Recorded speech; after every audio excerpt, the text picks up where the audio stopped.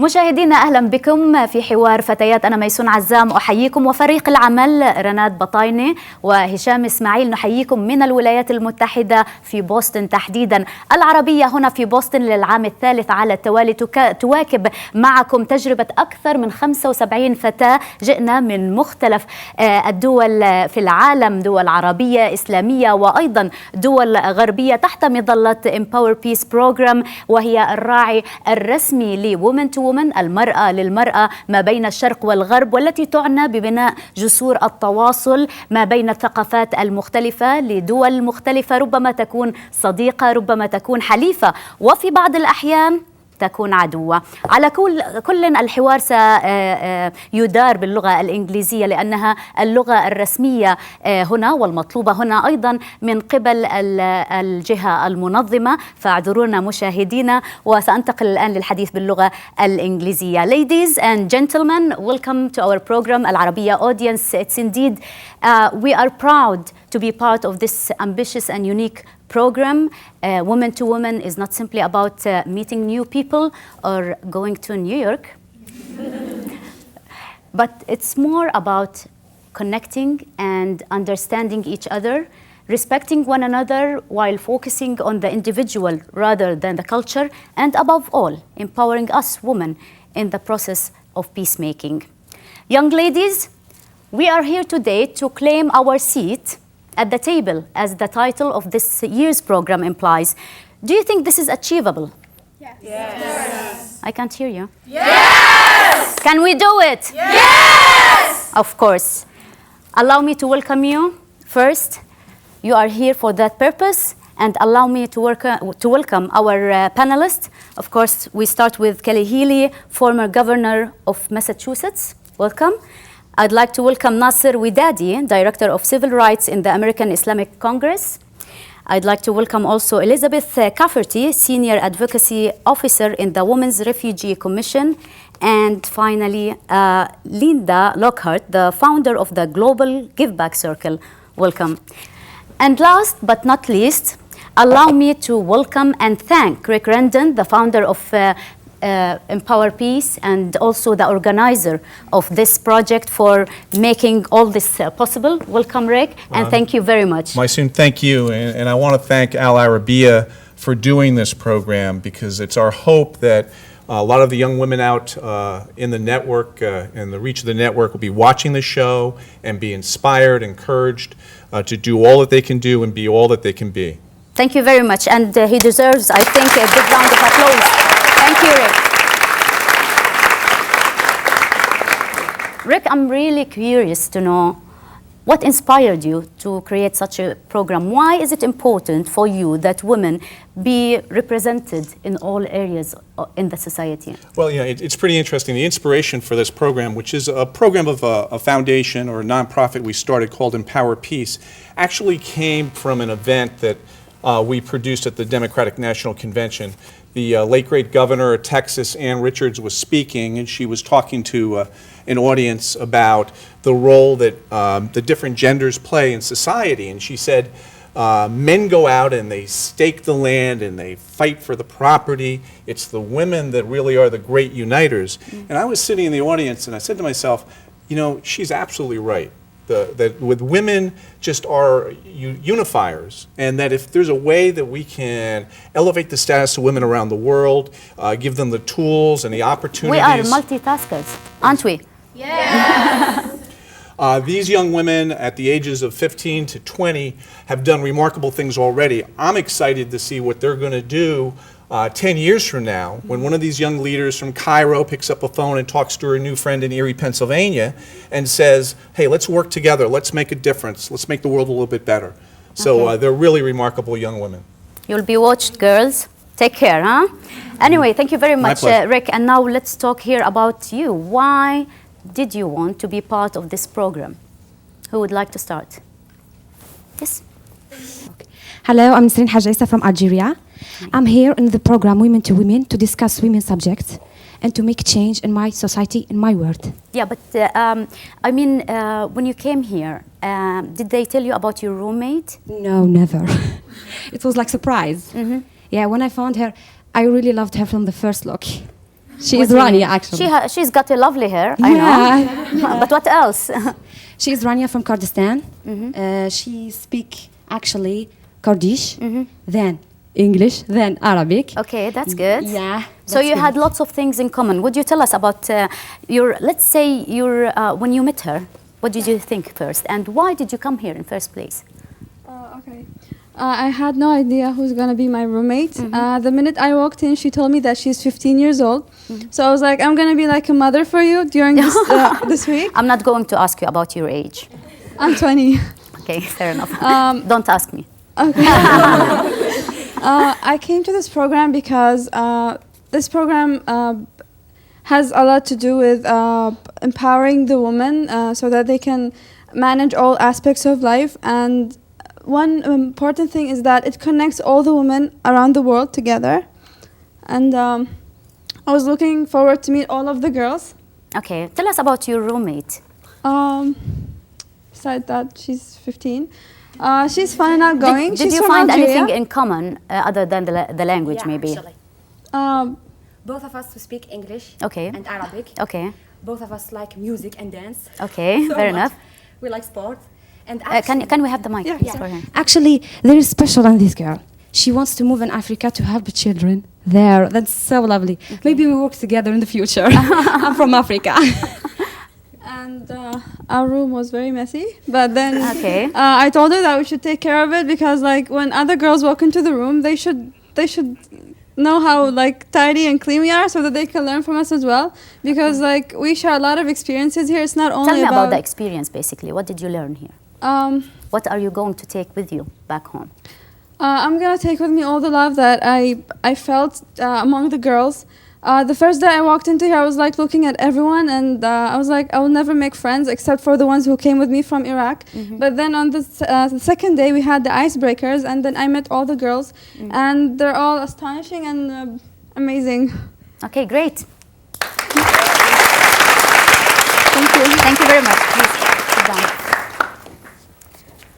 Carrie, I would like to start with you talking about this relationship and love that we heard about. What is it about? What are we trying to create here? Well, I think we're trying to create connections across continents, across cultures, and starting very small, starting with just the relationship between roommates. Undoubtedly, they found things not only that they had in common, but maybe that they had different as well, that they're a little shy to talk about here on television in front of millions of people. Are you shy? Do you have any differences? The mic, please. Yes, we have. Tell us about it. I would like to know what surprised you culturally about your roommate. What new thing did you learn about? Had you ever met anyone from Kurdistan before? Never. I never heard about Kurdistan before. There you go. Do you know now about it? Yeah, I know. Okay, excellent. But what about the differences? What There is struck a you most, let's say, from your roommate, about your roommate? Yeah. Actually, there's something. I hope she okay with it if I say it. We are both of us Muslims, but I'm like just Muslim of Algeria and she's like Muslim of Kurdistan. They can do some stuff, we can't do it. Like what? Dress something. She can dress.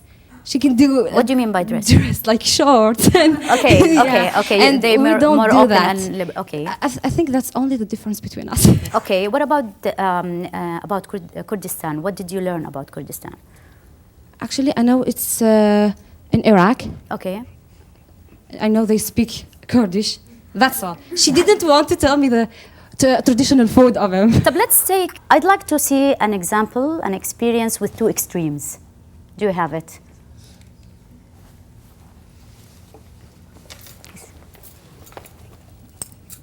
Hello, my name is Farah Al-Atrash. I'm from Libya and I'm 19 years old. Libya, you should be proud, huh? Yeah, I am. Big applause.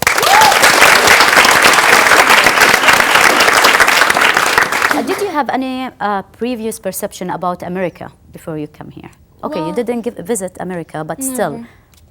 Oh, I only watch movies and Okay. yeah, TV shows, and that's the only thing I know about America. That's it, no other. Yeah. What about you? Did you hear about Libya before? Did you know about Libya? Yes, I knew about Libya, but she completely opened up everything. The 2 a.m. conversation that we had was about Libyan food, about what was happening there, and just she's so inspirational to talk to. It's outstanding. Did you hear about the revolution there or not? Yeah, Oh, yes. Before you met her. Very little. I had the American version of it. Yeah. And so being What's the American version? it's very interesting to be able to talk to the Libyans. All the Libyans here, they're all fantastic to be able to actually just speak to one-on-one. And so it's really outstanding. And do you find any differences, especially, did you feel that you needed to dissociate yourself from your culture or religion in order to fit in, or? Everyone tells one another about their own culture, about their own religions, about their own traditions, and we're both okay with it. I mean, I like to learn about her religion, about her culture, and I'm fine with it. What about you? What struck you most about her? Oh gosh, so many things, but it's nothing bad. That's what's so great about it. Just talking about her religion and completely enlightened me about it. Islam is such a beautiful religion in itself, but then she just added on to it and showed so many more sides of it. And so it was really... Tell me about it. Okay. All right, we had many conversations that stayed up late, and one of them was when we talked about her religion and just showing how in America there are still some preconceptions about Islam and the Muslim What faith. about yours? No. Before you met her? Before I met her, I always considered it to be something beautiful just because of the dedication to it. Okay. But Even by killing myself for it. that's something different. Okay, fair enough. That's definitely something different. But talking to her, it's just, it opens new doors. And through that, you get to see the connections between like the different religions and the different ideas. Okay, fair enough. Thank you very much. Thank you. Elizabeth, these bonds that are created here, how would they empower our future leaders? I mean, I think first of all, what you're hearing is how they've gained a really deep knowledge of each other from a cultural perspective, religious, political. I'm sure you talked about your families and your friends. And so this is entirely different from consuming media, whatever form of media it is, whether they have the New York Times in their home, whether they're just, reading Gawker at night. Whatever it is, you're getting a very different perspective. And I think that when you gain knowledge of different issues from these different perspectives, you gain confidence in what you think you might be able to do about something to make a difference. And so I think that's what we'll be hearing tomorrow in their action plans about what they will do when they go home. I think they will go back full of confidence, full of energy. Do you feel that? Yes. Do you agree? Yes. Okay. And I think the other thing which they probably shared with each other is that in each of the countries here, which we don't always hear about, there is a vibrant women's rights movement. No matter how things are portrayed in the media, but we know historically that what women do is not often brought to the attention of the media, does not make it into the history books. And so each of you goes back to a context where there are bigger groups of women at work, and hopefully now you will feel that you can take your place alongside of them. Excellent. Linda, tell me about your experience basically in empowering women in Kenya. As far as I understand, also you have some of the participants here who are part of your program. Can we see the girls? Say hi. Can you stand Hello. up? Mary, stand up. Alice, will you stand? And Wakista. Yes, I'm very proud that 3 of our representatives are here from Kenya. And I met the 3 of these girls 6 years ago when they were in high school, and they were very timid and very shy and not empowered at all. So and they're not shy at all now? No, 6 years later they're You completely can speak your mind transformed. easily? Lots of Yes. confidence? Well, one thing you should know about Mary is Mary goes to school at the university, the American University in Dubai. She's a Clinton scholar, full scholarship, and just this year she was elected president of the student body, first African ever and woman ever. So She deserves it. And what you might want to know about Wakista is Wakista grew up right down the road from President Obama's grandmother, Sarah Obama. Okay. And 14 months ago, we went to the rural village to visit her, and Wakista fell in love with the young orphans that she's raising and brought 6 of them into our program, and now they have university scholarships in Kenya. So, and Alice is just wonderful too. I mean, Alice is in university now, and 6 years ago, they really didn't know what empowerment was, but now they're fully empowered. Oh, excellent.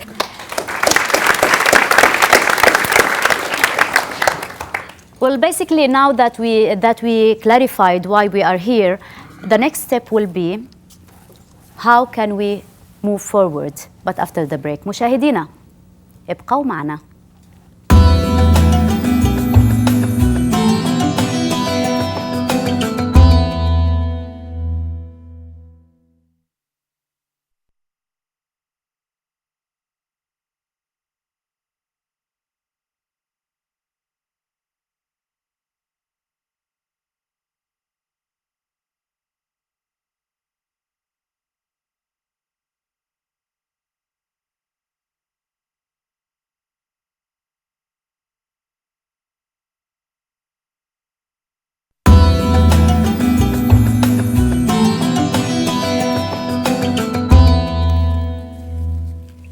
مشاهدينا أهلا بكم مجددا. لازلتم تتابعون حوار فتيات.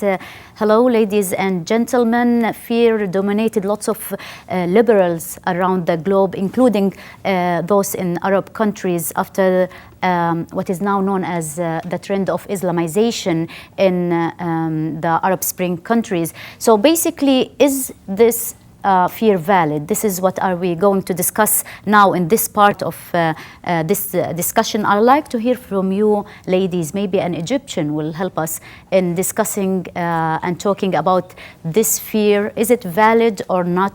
Do you really fear the idea that now in your country, at least now we'll talk about Egypt, that the government there is ruled by Islamists? Would you like to start?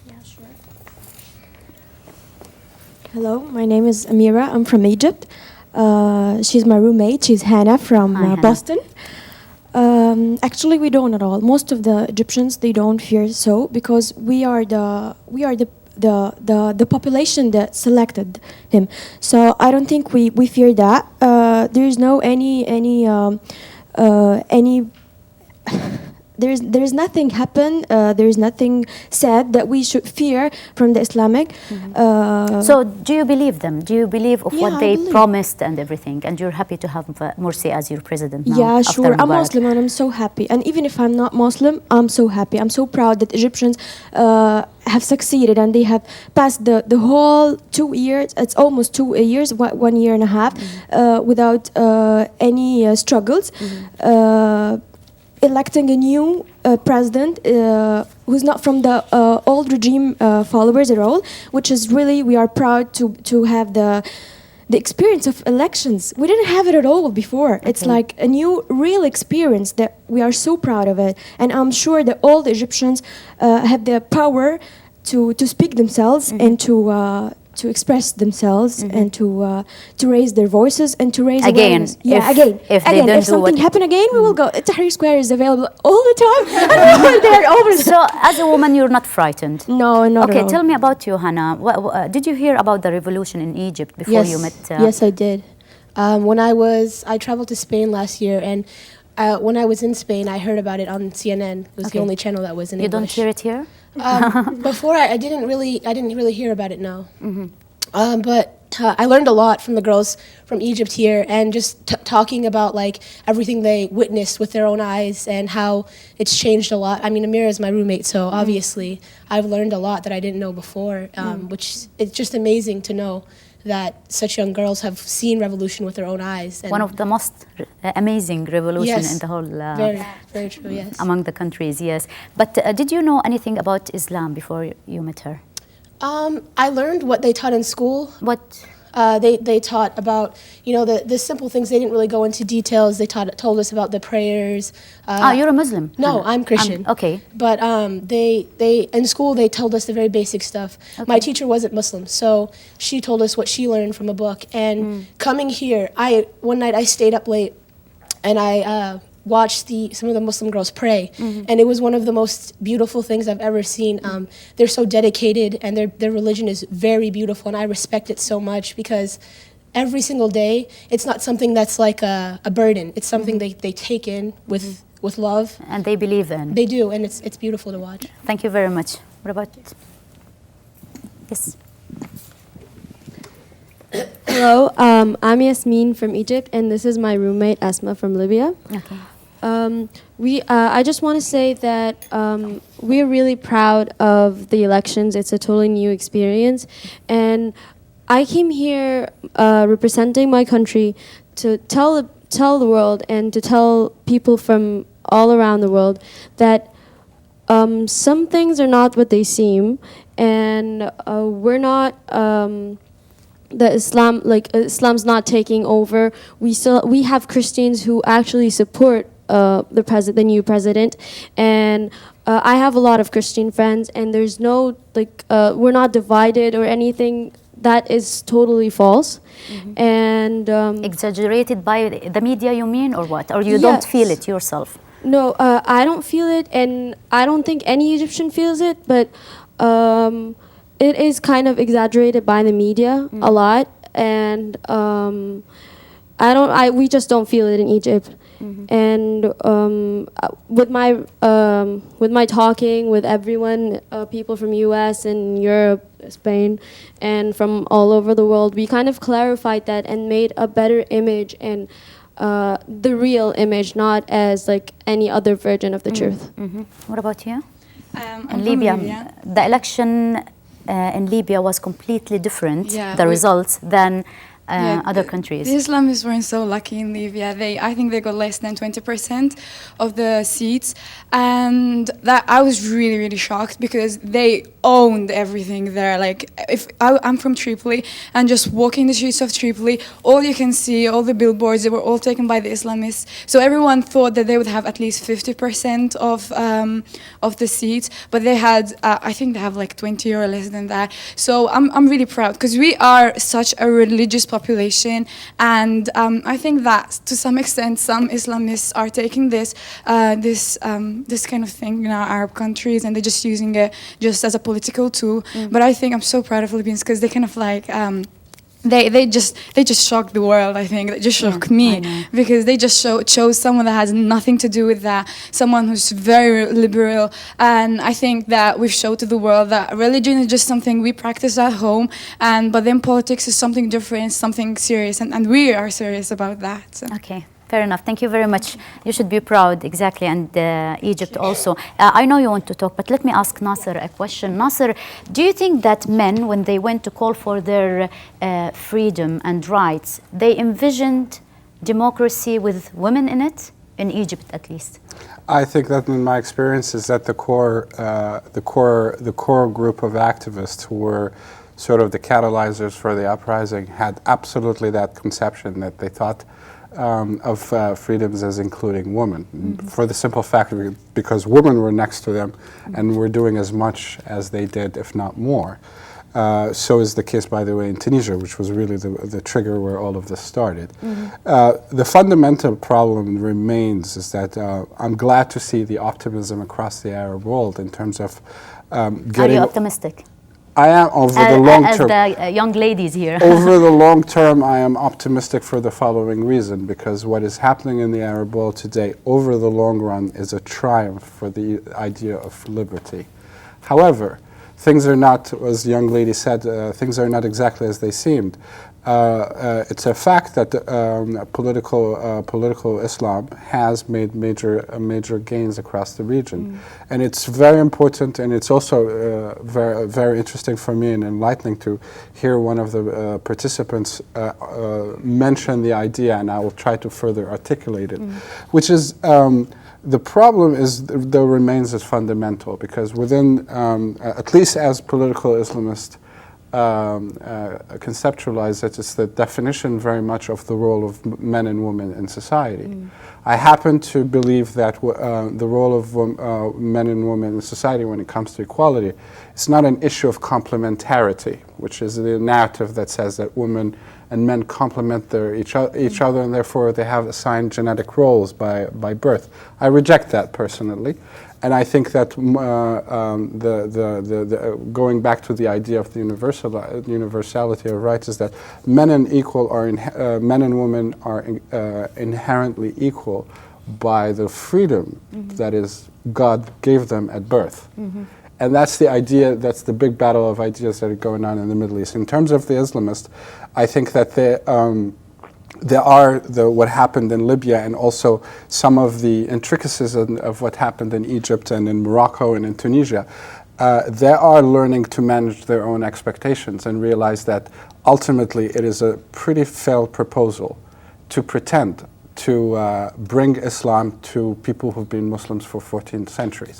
We will see through it. And that's exactly what happened to in Libya. And that process will continue because ultimately what needs to happen and is sought is that there need to be accountable governments that respect the individual rights of their citizens.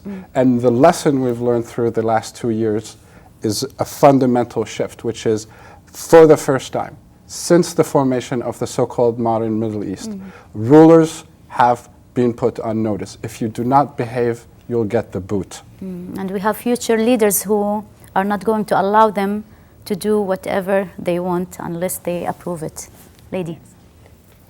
My name is Kara and I'm from Pennsylvania, and this is Habiba and she's from Egypt. And I followed the Egyptian revolution and then further elections somewhat closely, and I personally feel that the Muslim Brotherhood was the only group most organized in order to win the election and properly handle the country after the revolution. And the fact that the president immediately spoke afterward and said in his parliament he would like women and he would like Christians, it really meant a lot to me. And I grew up in a somewhat fundamentalist Christian society, and I was told that Muslims were very bad people from as long as I could remember. When, since Osama bin Laden or before? Before. Okay. Much before. Why? Personal experience, or is it the image, TV, or what? Media? Family, primarily. Okay. And I never believed that, and I wanted to affirm that belief, and especially through coming here, that definitely has affirmed that belief. And could you please expand on the point? Yes. Why did you view Islam like this before? Why did I view it as what? As, like you said, you didn't like Islam. You heard a lot. It wasn't me personally. It was what I was told. Yeah.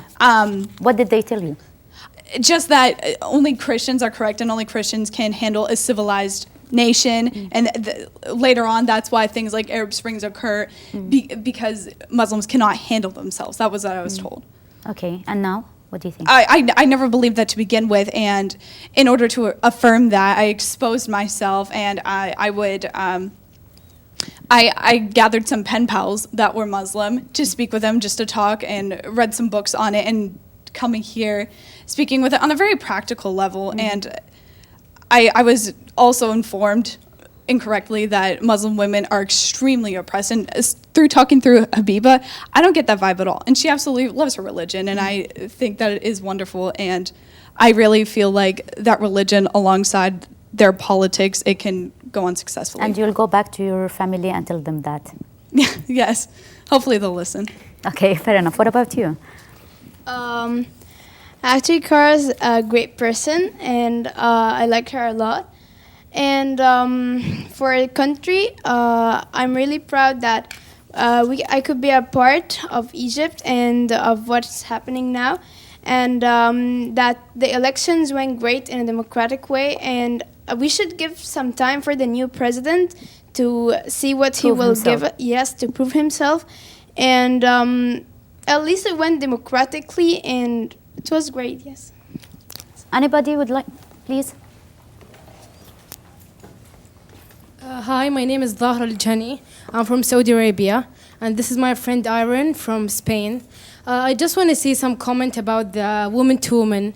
I just want to say, if each country think of create like a place or such a small, even like a room of this beautiful things we learn in, it's the world, all of the world is gonna live in peace. Really, I have learned a lot in this place.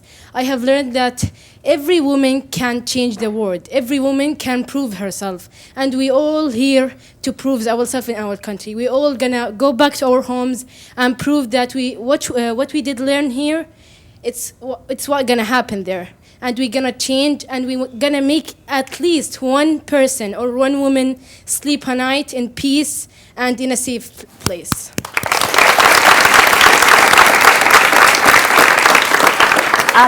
Allow me to ask you, when you go back, what are you going to do? I'm gonna do a lot. What's your future plan, let's say, and let's talk about also the project plan that you have. My action plan is about the gap between women and society in Saudi Arabia. I really hate that it's a lot of improvement are happening in Saudi Arabia, but I really hate that the poor people in Saudi Arabia, they are little.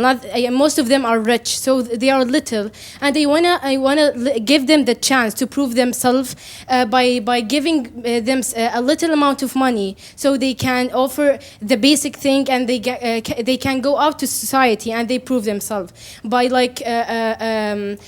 going to some organizations, taking them help, and telling me about their places there, so I can go and talk to them and what they wanna reach in their life. Are you going to do it alone? I have me and my two Saudis friend, and let's see them. Okay, we're gonna work with Dahira towards, first of all, educating other people at our level so that they can help us out with this project, so that we can go and speak to the girls, like Dahira was saying, and really find out what they're thinking inside of them and how they feel towards the gap that they have in the society, so that we can try and help them to know how to deal with it, hear their problems, their perspective, what they're feeling, because a lot of girls don't have the opportunity to speak and to actually say what they're thinking, especially with the culture that we have, that it's not so open that they can say, you can hear their voices and understand what they really feel about what's going on. So you really believe you can make a change in Saudi Arabia? Definitely. What about you? Please introduce yourself. I'm Sosan Qasim. I live in Jeddah, Saudi Arabia. I mainly came here to discuss gender discrimination, but we're discussing all of these problems under gender discrimination, because I think that if we try to solve gender discrimination, I think all of the problems under it would actually, decrease. We'll talk about that later on after the break. مشاهدينا فاصل ونواصل، ابقوا معنا.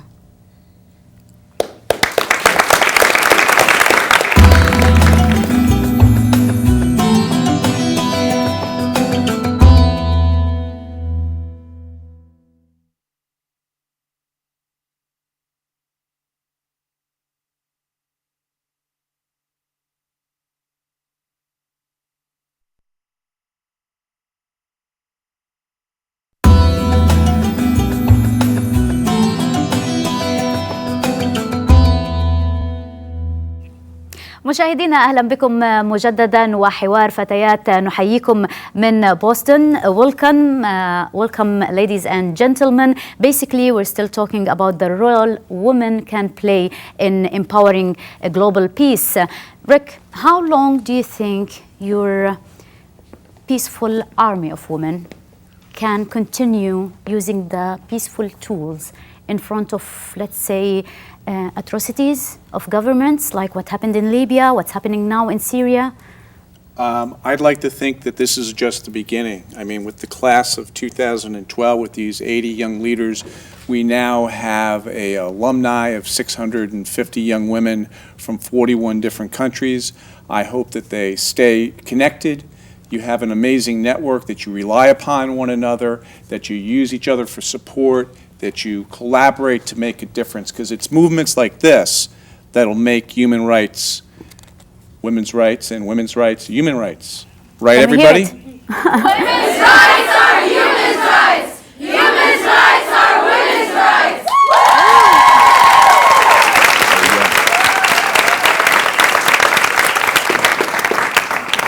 Please introduce yourself. Yeah, my name is Fatna and I'm from Algeria. I want to share something that I have mentioned before. I have participated in another program called YLP, it's Youth Leadership Program. In 2009, it was founded in Nevada and California. And so, I had an action plan. It was about, let's say, against poverty in Algeria. I had a lot of ideas And like when I came back to Algeria, I was about to achieve the IDs, but when I went to get help, they told me like just go and play with the doll. Okay. Yeah, they said like you're still young. You don't have like the power to do all this. So all these ladies you see here, they have a lot of great ideas, but they have a fear of not to achieve these ideas, to not get help in their countries. So now we are in the Arabiya channel, and I want like from all organizations and associations around the world to help us to achieve our goals and change the world, to change our countries, because we have a lot of ideas. Lots of ideas, Linda, how they can overcome their fears. What you're afraid of success, right? That's what you're afraid of. The way you can overcome your fears is visualize what success looks like. And tomorrow, and you all have projects, right? Tomorrow you're going to have to make them very granular, how you're going to achieve them. So you're going to have to say what is doable. But before you do that, when you go to bed tonight, take 5 minutes, 10 minutes, and visualize what success looks like. If you can visualize it, it will happen. Okay? And that's how you overcome your fears. See yourself in that space. Figure out what you're going to be doing, how many women you'll be empowering. And when you get there tomorrow, write very, very descriptive hows of getting there. And every time you get a little bit closer, give yourself a clap. Okay? I'm very close. Kelly, would like to hear from you, especially about, let me bring back the main topic about Islamization. Do you think that the Western's attitude toward Islam improved lately or what? Well, I happen to know it hasn't improved lately, which is a sad thing. But I think that programs like this, people-to-people connections, can make a difference. And one of the things that we're learning in the West very slowly is that Islam is not one thing. It is different things in different countries, and there are different sects of Islam, just as there are many different types of Christianity. And we're familiar with that idea, so it shouldn't be so strange to us. But I think that again and again, as we're looking at the countries that are going through the Arab Spring, we're realizing that there are different types and different approaches to Islam, and that is new information for many people in America. And I know that when people here are meeting one another for the first time, and even amongst the countries that are Islamic countries, they're discovering these differences as well. The thing that strikes me most listening to all of these conversations is why it's important to be doing something called Empower Peace. How does this contribute to peace? And it's because war comes out and conflict comes out of viewing someone else as an other. Being and being able to objectify. There was a young woman here from Georgia who said, her family or her culture had taught her to objectify Muslims and say that there was something wrong or different about them that they should be afraid of. But these girls here are never going to be afraid anymore or be able to be told lies about people who are Christian or Jewish or Islam, because they will know people who embrace all of those faiths. And so these women here and all the people who they teach and know are going to be more peaceful. So do you feel that you are ready to face all circumstances, including hostility? Please.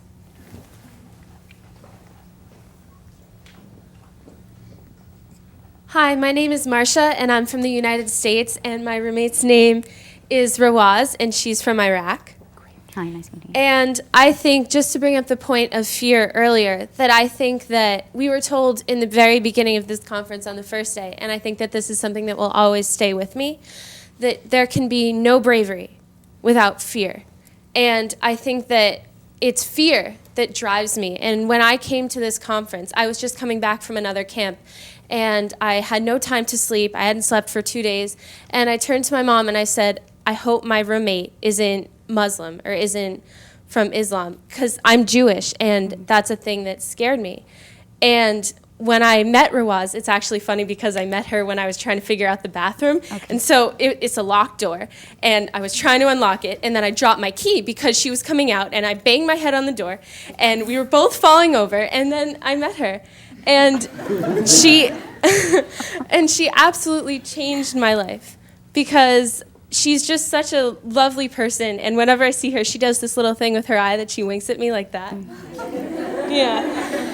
And just look at her clothes. She's just so beautiful. And I think that after having this experience and meeting her, that I won't be afraid of hostility in anything. And I think that if I can come over that, and if you can come over that, then I think that anyone can, especially if they get an opportunity as amazing as this one. Hi. Thank you, Marsha. I want to say that every single woman in this place can change the world, and we all have the ability to do something if it's very, very small. I personally, I want to do something in my country when I go back. My action plan is about gender discrimination. I want to do a workshop in my university because we have many women there that are educated, but they have the belief that they can not do everything as boys in my country. So I want to do something to prevent this. Thank you very much. Okay, we'll have another contribution, yes? Yeah. I'm Emily, and I'm from the United States. Hi, my name is Reem, and I'm from Morocco. And I would just like to say that when I first came to the conference and I met all these wonderful people, I really didn't know what I wanted to do. And I heard about all the issues in everyone else's countries and their stories that they had. And it really got me interested in trying to branch out and not just help people in my own country, but use my country to help people in other countries. So for my action plan, I'm working with a few other girls, and we are going to try to create bonds with people in different countries. Since when I came here, I didn't really know much about a lot of the Middle Eastern or Northern African countries and what their lives are like. Because in America, we don't really learn that in school, and we do have people that immigrate from those countries, but a lot of the times they're very Americanized, so you don't really get to know people who are actually from those places. And so we're just trying to create bonds and trying to compare each other's cultures and find out more about each other so that we're not in the dark and we know more about people from all over the world, which is really important to get to know other people and what their life is like so that we can better ourselves. A comment, please. I wanted just to mention that I'm not afraid of success. Before coming here, I was, but after a conference, I felt that I wasn't afraid anymore, because any failure could be an opportunity for me to realize a legendary success. I mean, I'm going to, if I failed, I'm going to learn from my mistakes so as I can improve and realize something legendary. That's all. Thank you. May I just comment? What you said is brilliant. You also have to clap yourself and give yourself a pat on the back every time you fail, because you have to fail to succeed. Elizabeth, what do you say about that? I love the energy in this room. I love the enthusiasm. I want to remind you that you need to play the long game, that you have 60 years at least of work ahead of you. I love the idea that you think Hillary Clinton is a role model. When I was in high school and her husband ran for president, people did not think that Hillary Clinton was a role model. You may remember that when she ran for president, she was completely demonized. This is not an easy area to work in. Additionally, in the United States, as Carrie implied before, lots of the barriers to our work are not seen. So you can go out there and you can make a little bit more progress. But a lot of the countries that these girls are going home to, you will go back with enthusiasm, but there will be real barriers. There will be much more stigma attached to your work. There will be people not afraid to contradict you and to mock you in public. These issues are not ones that people are going to say, great, we're going to get behind you right away. This is not easy work. I say that as someone whose life's work is international women's issues. I'm 36, I've been working on this for a while. I have another 40 years to work on it, hopefully, if not more. I need to pace myself, not get frustrated, and reach out to the other women that I know who also work on these issues. So you need to continue to gather strength, but also don't underestimate that this is an enormous task that you have before you. Nasser? As the professional activist and social entrepreneur, my message to you is very much, it's all about your plan. It's quite clear that you made it abundantly clear that you're determined, that you're motivated, that you've got the right stuff to succeed. But your plan is ultimately what's going to decide be the difference between success and failure. But I strongly invite you not to fear failure, because the mark of your genius and your determination is your ability to turn a failed situation into a success. With that said, many of you are going to go to countries that don't even allow NGOs or the right to a public association. Some of you will go to countries that have regulations set in stone, laws. And some of you are going to be hitting the barriers of either perceived or real traditions or religious precepts. This is not easy work. It's a difficult task to undertake. But I think that the real courage is to take on an endeavor without being afraid of failure and knowing that you could fail, but you will stand up, you'll wake up the next day, and you'll stand on your feet where you'll go at it again. Carrie? You asked a wonderful question early on. You asked, is the problem common and can the solution be common? And what I've been hearing from so many of these answers is that, yes, I think at the core of the problem in almost every culture, including our own in the US, is the question of respect. And I think is it the lack of respect that's accorded when you're not paid the same, when you're harassed on the street, when you're married too early, when you're failed to be given the opportunity for an education, when you have to suffer abuse in your own household quietly. This all stems from a lack of respect for the equality and the value of women's lives. And so I do actually think that we're addressing one problem here, and it has to do with respect. And the solution is exactly the same. It's engendering that kind of respect in every arena that you operate in. And so to the extent that you have gotten self-respect here in this program, then I think that you will be able to be better able to go back to your own communities and in whatever large or small way is possible for you to try to increase respect for women. And it may be simply as an example of a woman who respects herself and who demands respect and tries to promote respect for other women as well. So I think that respect is at the core of what we're doing here today, and I loved your question. Thank you very much. Thank you. Unfortunately, we have come to the end and conclusion of this interesting discussion. Thank you very much for your valuable contribution. Of course, I have full trust that next time, young ladies, when we talk, we'll be talking about how you managed to claim your seat at the table. So give a big round of applause to yourself. Thank you very much. Of course, I would like to thank our distinguished panelist, Carrie Healy, former governor of Massachusetts, and also Nasser Widadi, Director of Civil Rights in the American Islamic Congress, Elizabeth Cafferty, Senior Advocacy Officer in the Women's Refugee Commission, and Linda Lockhart, the founder of the Global Give Back Circle. Thank you very much. And Rick Randon, thank you very much, the founder of Empower Peace. And I would like to thank our audience. I hope you enjoyed this program and this discussion as much as we did. مشاهدينا نلقاكم من دبي. ابقوا معنا.